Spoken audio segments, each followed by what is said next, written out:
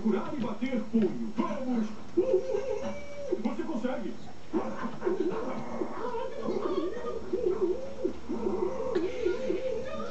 Isso mesmo! Quem é o punho bonzinho?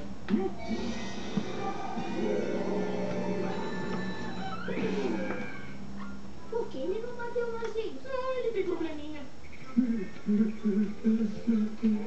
Cadê? Pra onde ele foi? O monstro! Tem um monstro enorme lá dentro! É maior até do que eu! E olha aqui, eu sou enorme! Um monstro! Tu acha que tu vai encontrar o que lá dentro que tu tá tentando abrir a porta, filha?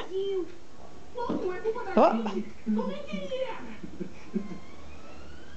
Ele tinha uns 4 braços horríveis, sabe? Para apertar nossos corpos! Uns olhos frios e bastante penetrantes.